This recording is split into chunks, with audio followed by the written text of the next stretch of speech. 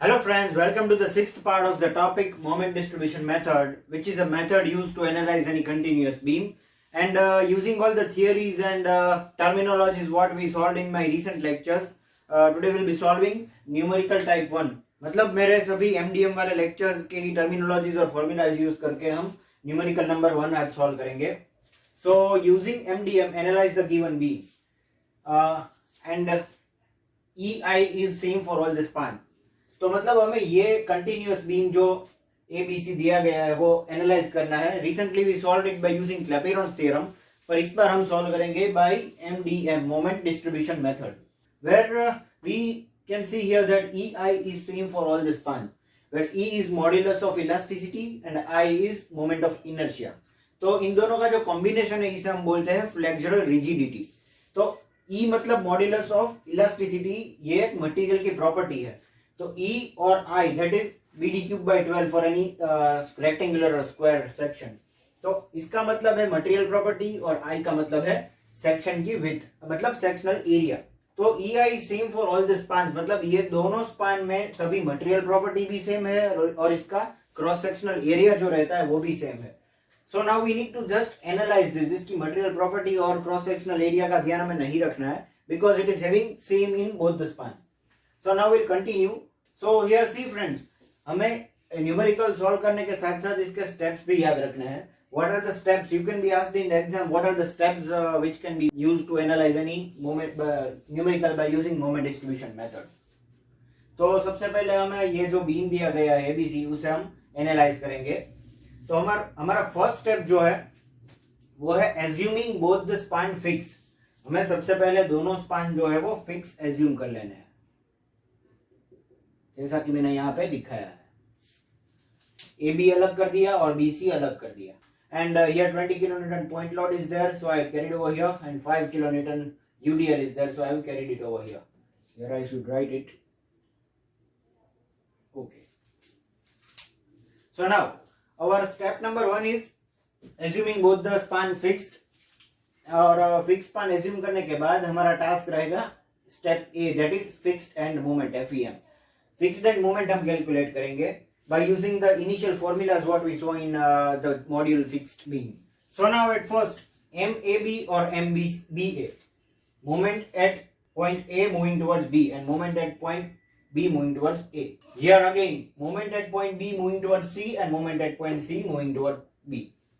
So here we can say that MAB, MBA, MBC, MCB. ये आएगा anti clockwise, ये होगा क्लॉकवाइज अगेन. भाई ये आएगा एंटी क्लॉकवाइज, ये होगा clockwise, because this is resisting moment. तो लॉजिक लगा के हम ये सोच सकते हैं कि अगर यहाँ पे पॉइंट लोड है तो ये रेजिस्टिंग मोमेंट एंटी क्लॉकवाइज ही रहेगा और यहाँ पे क्लॉकवाइज ही रहेगा. This is because how can we resist the load 20 kilonewton. And now MAB की वैल्यू हम कैलकुलेट करेंगे -WL/8. बिकॉज सी हम सबसे पहले ये देख लेते हैं यहाँ का जो साइन कन्वेंशन है वो हम ये फॉलो करेंगे in each and every numerical. हम 6 टाइप्स ऑफ न्यूमेरिकल सॉल्व करने वाला है, जहाँ पे ये जो फर्स्ट है वो टाइप 1 न्यूमेरिकल है. तो सभी में यही साइन कन्वेंशन आएगा, एंटी क्लॉकवाइज नेगेटिव और क्लॉकवाइज पॉजिटिव. तो हमारे पास ये ऑलरेडी एक फॉर्मूला है. अगर एक फिक्स बीम है विथ सेंट्रल पॉइंट लोड तो MAB क्या आएगा WL/8. ये कैपिटल W है, मतलब ये जो पॉइंट लोड सेंटर में दिया गया है वो capital W into L, that is 4 metre. हमें ये सभी चीजें मीटर में ही रखनी है एंड लोडिंग किलोन्यूटन में रखना है. तो W हो गया 20, L हो गई 4 length and divided by 8. Sign negative आएगी because MAB is negative, anticlockwise है तो नेगेटिव आएगा, देखिए यहाँ पे. एंड सिमिलरली MBA क्या होगा, value will be same WL² MBC. See, I have done a mistake over here. I have written BC, but here क्या आएगा MBA. तो MBA की वैल्यू क्लॉकवाइज, तो MBA क्लॉकवाइज है तो positive WL/8. W is 20, L is also same 4 and divided by 8. तो ये हो गया -10, ये हो गया +10. सिमिलरली इस बीम में भी दोनों वैल्यू सेम आएगी but change will be in only the sign. Anti clockwise MBC, तो यहाँ पे क्योंकि UDL है यूनिफॉर्मली डिस्ट्रीब्यूटेड लोड, तो फॉर्मूला क्या है हमारे पास फिक्स्ड एंड मोमेंट का WL²/12. ये स्मॉल w है मतलब UDL का. 5 into 5 square divided by 12, तो -10.42 kilonewton into meter. क्योंकि ये मोमेंट है, इसका यूनिट क्या आएगा, kilo newton into metre. Then MCB, ये है क्लॉकवाइज, तो इसकी वैल्यू पॉजिटिव आएगी and it is 10.42 in positive. So in this way we complete our first step, that is finding out the fixed end moment by assuming both the span as fixed. दोनों span को fixed assume करके हमने first step solve कर लिया है and we'll see how it is useful in our analysis. देखते हैं कैसे यह फिक्स्ड एंड मोमेंट हमारे एनालिसिस में यूजफुल रहती है। Then after we'll solve point B, that is step B, that is distribution factor. जो हमने रिसेंट लेक्चर्स में स्टडी किया था, डिस्ट्रीब्यूशन फैक्टर मतलब एक ऐसा फैक्टर है जो सभी मेंबर्स को अलग अलग तरीके से मोमेंट जो डिस्ट्रीब्यूट होती है वो कैसे होती है, वो डिसाइड कौन करता है, डिस्ट्रीब्यूशन फैक्टर। तो इसके लिए हमें सबसे पहले टेबल बनाना है with SR number, joint, member, stiffness, summation of stiffness and distribution factor, मतलब K divided by sigma K, which we saw in my previous lecture. ये फॉर्मूला हमने देख लिया है और हमें मालूम है कि स्टिफनेस को हम सिंबलाइज मतलब एब्रिविएट कैसे करते हैं, K से, and we are having here summation of stiffness of all the members, जितने भी मेंबर है, but here we are having only 2 members. फिर से रिपीट करता हूं, कितनी कॉलम बनानी है, SR number, joint, member, stiffness, summation of stiffness and distribution factor. So here we are having 3 supports, तो हमें क्या करना है, एसआर नंबर 1, 2 और 3 दे देना है। नंबर ऑफ सपोर्ट्स हमें देखना है, तो 1, 2, 3 यहाँ पे मैंने दे दिया। देन जॉइंट में क्या लिखना है, कितने जॉइंट है, ए, बी और सी 3 जॉइंट है, मतलब सपोर्ट। तो यहाँ पे जो इंटरमीडिएट सपोर्ट है वो हमें पहले लिखना है, तो यहाँ इंटरमीडिएट है बी, तो ये बी मैंने यहाँ पे लिख दिया, इंटरमीडिएट सपोर्ट बी।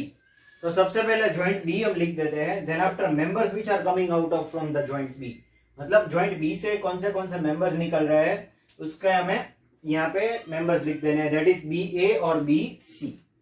तो बी ए और बी सी मैंने यहाँ पे मेंशन कर दिया है। And similarly in SR number 2 we are having first, that is this support A, and in third number we are having support C. तो A से B member मैंने यहाँ पे लिख दिया और C से B member यहाँ पे लिख दिया है। So in this way we are able to write down first, second and third column of the distribution factor. Now we'll see how can we find out the stiffness. मतलब ये जो fourth column है वो suppose हमारे पास member BA है, तो this member B2A, BA मतलब near end is B and far end is A, तो near and and far and. तो जैसा कि मैंने पिछले लेक्चर में बताया था कि अगर हमारा फार एंड जो है वो सिंपल या फिर हिंज रहता है, तो नियर एंड में जो मोमेंट लगती है उसे हम 3EI/L मतलब 3EI/4 लिखेंगे। L यहाँ पे 4 मीटर है लेंथ।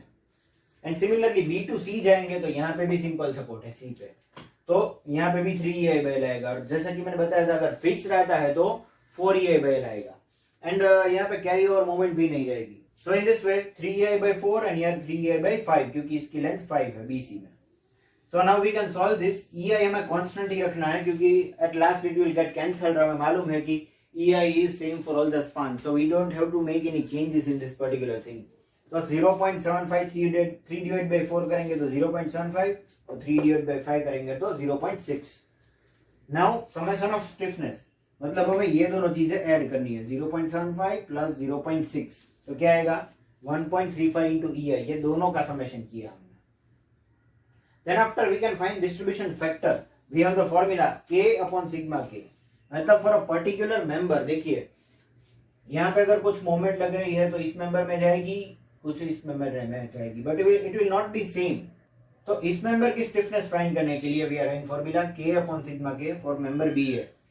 तो K upon sigma K, this K divided by 1.35 EI, this is sigma K। 0.75 divided by 1.35 will be equal to 0.55। EI ये कैंसिल हो जाएगा and ultimately 0.75 divided by 1.35 will be 0.55।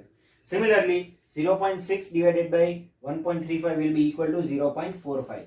तो हमें एक चीज ध्यान रखनी है, इन दोनों का टोटल जो है वो 1 होना चाहिए for each and every time, क्योंकि ये क्या है कि कोई भी जॉइंट पे अगर मोमेंट लग रही है तो वो डिवाइड होकर के अल्टीमेटली सभी मेंबर्स 100% तो लेनी ही है। तो ये हो गया 55 एंड ये 45%, 55% प्लस 45% दैट इज 100%, और इसीलिए इसका टोटल 1 होना चाहिए। And then after for joint A we are having member A B. और एक चीज हमें जो ध्यान रखनी है वो है कि यहाँ पे हमें अगर लास्ट में जो भी जॉइंट्स है तो उसके मेंबर की हमें स्टिफनेस और समेशन ऑफ स्टिफनेस फाइंड नहीं करना है। तो ए और सी में मतलब ए बी और सी बी में हम कुछ फाइंड नहीं करेंगे, बट डिस्ट्रीब्यूशन फैक्टर इसका कैसे कैलकुलेट करेंगे, क्योंकि हमें यही चीज रिक्वायर्ड है. So we need to remember one thing, एक चीज आपको याद रखनी है, वो है अगर हमारा एंड सपोर्ट जो है वो सिंपल है तो डिस्ट्रीब्यूशन फैक्टर क्या आएगा, 1. ए में क्या लिखा है मैंने, 1. सिमिलरली हियर ऑल्सो सिंपल है तो क्या लिखा है मैंने, 1. But see if there is a fixed support, अगर यहाँ पे फिक्स रहता दोनों तरफ तो क्या आएगा, 0. तो यहाँ पे लिख के दिखा देता हूं, फिक्स में डिस्ट्रीब्यूशन फैक्टर है 0 और सिंपल हिंज में है 1. इस बार हमारे पास सिंपल सपोर्ट है तो मैंने लिख दिया है 1. So in this way we have solved the distribution factor, that is step B for analysis by using moment distribution method. I'll remove this unnecessary thing right now.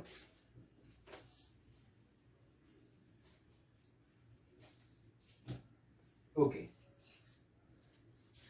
Then our step number C is moment distribution. This is ultimately the final step. इसी के लिए हमने ये सभी चीजें calculate की है. So now we need to write down number of joint at first. ये टेबल बनाने के लिए जो A, B और C है वो यहाँ पे मैंने लिख दिया. और यहाँ पे टेबल कैसे बनाया, मैंने इसके नीचे एक लाइन खींच ली, यहाँ पे एक खींच ली और यहाँ पे एक लाइन खींच ली. Then after I draw line over here, एक लाइन ड्रॉ कर ली डिस्ट्रीब्यूशन फैक्टर के लिए. तो यहाँ पे मैंने रिमार्क्स के लिए ये जगह रखी है, दीज आर रिमार्क्स, लिख देता हूं मैं.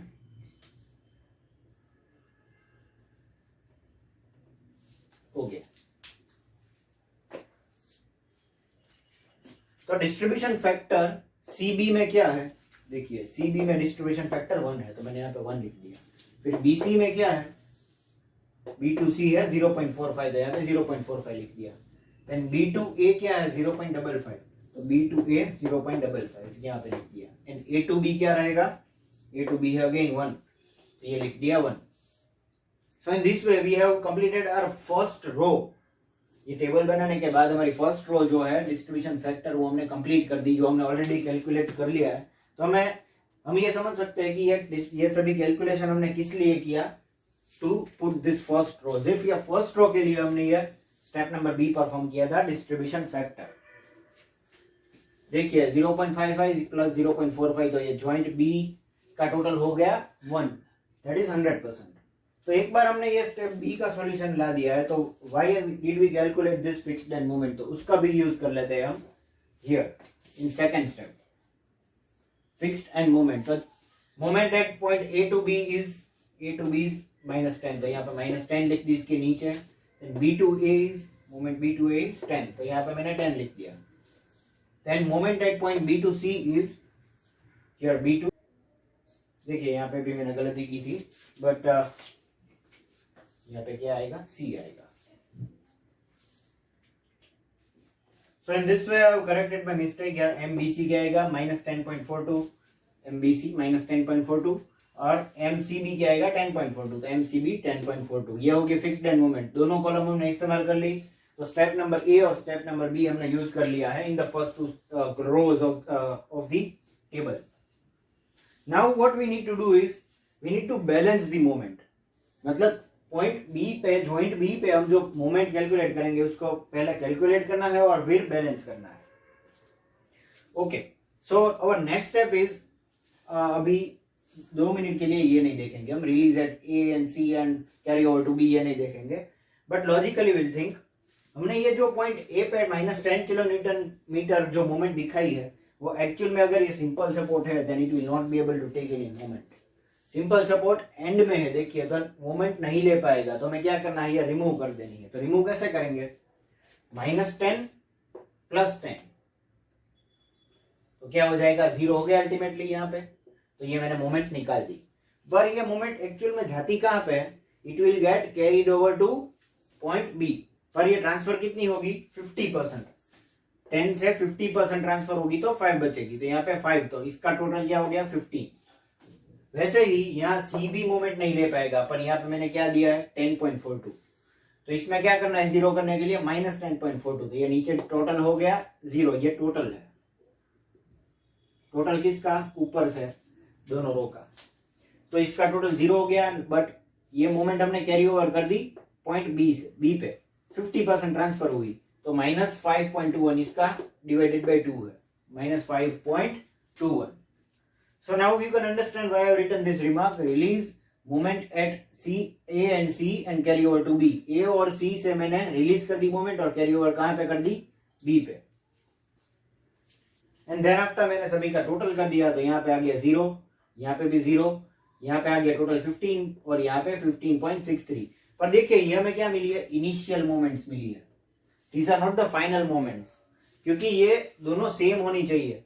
पॉइंट बी पे जो मोमेंट लगेगी वो एक्चुअल में सेम होनी चाहिए, बट दीज आर डिफरेंट. 15 और -15.63, 0.63 इज अ मेजर डिफरेंस. तो इसके लिए हमारा जो नेक्स्ट स्टेप रहेगा वो होगा बैलेंसिंग. तो ये बैलेंस करने के लिए मैंने एक रिमार्क लिखा है यहाँ पे, balance. And then after we started to solve, तो मैंने क्या किया है, ये 0.35 और 0.28 डायरेक्टली लिख दिया है यहाँ पे. 0 में यहाँ डायरेक्टली लिख दिया, दिस इज करेक्ट. हमें ये बैलेंस करने की रिक्वायरमेंट नहीं है क्योंकि सिंपल सपोर्ट है, it will not take any moment, तो 0. बट यहाँ पे 0.35 और 0.28 एक्चुअल में आया कहां से, उसका कैलकुलेशन मैंने यहाँ पे नीचे दिखाया है. इसके लिए हमें क्या करना है, we are having the formula. देखिए फॉर्मूला क्या है, -1 इंटू हमने क्या किया है, इन दोनों का समेशन 15 -15.63, इन दोनों का टोटल करना है. तो जो भी डिफरेंस बचता है उसको मल्टीप्लाई करना है 0.55, दैट इज ये डिस्ट्रीब्यूशन फैक्टर से मल्टीप्लाई करना है this. So we need to multiply this three things, -1, this to summation and this distribution factor. तो इस अगर आप मल्टीप्लाई करोगे और ये सॉल्व करोगे तो हमारे पास वैल्यू क्या बचेगी, 0.35. देन आफ्टर अगेन यहां पे भी वही चीज रिपीट करेंगे हम, -1 इंटू ये दोनों का डिफरेंस 15 -15.63 इंटू 0.45, ये क्या हो गया, इसका डिस्ट्रीब्यूशन फैक्टर B2C. तो ये तीनों चीजें मल्टीप्लाई करने से हमें क्या मिलेगा, 0.28, तो वही मैंने यहाँ पे लिखा है, और यहाँ पे आएगा 0. So now I should remove this value, ये निकाल देता हूं ताकि आप लोगों को कंफ्यूजन ना हो. But we need to see only the black marker. Black marker देख के हमें फिर से यहाँ पे टोटल लगाना है, पर इस बार किसका टोटल लगेगा,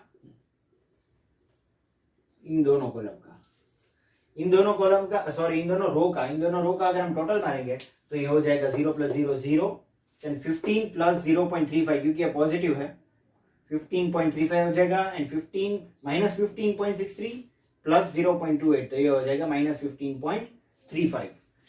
हियर अगेन 0 + 0, यहाँ पे 0 हो गया. ये हो गया हमारी फाइनल मोमेंट. तो ये देखिए यहाँ पे आप देख सकते हैं 15.35 -15.35 इक्वल एंड ऑपोजिट मोमेंट आ गई इंटरमीडिएट सपोर्ट पे. तो यही चीज हमें कब तक रिपीट करनी है, जब तक कि ये दोनों मोमेंट सेम नहीं आ जाए, इक्वल एंड ऑपोजिट.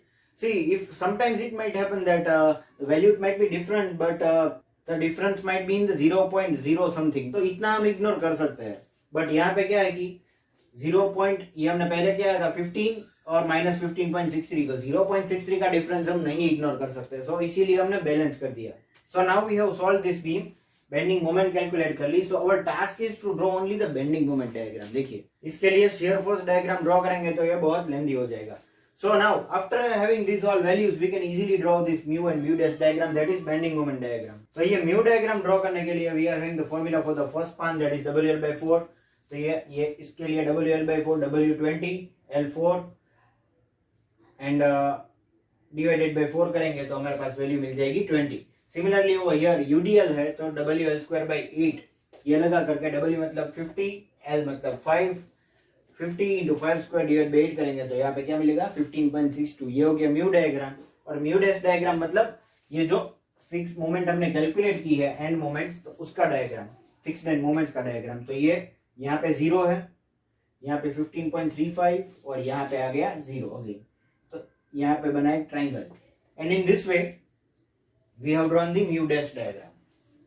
तो इसे हम बोलेंगे बेंडिंग मोमेंट डायग्राम. ये हमने ऑलरेडी सभी चीजें, बेसिक चीजें फिक्स्ड बीम वाले जो मॉड्यूल है उसमें एनालिसिस करना सीख लिया है. So friends, this was a procedure of calculating or analyzing any beam, continuous beam by using moment distribution method. And this was the type 1 numerical. In my next lecture we will solve type 2 numerical. for this particular for this continuous beam and using this particular method, moment distribution method. So friends, till that time, just wait for my next video and thank you for watching.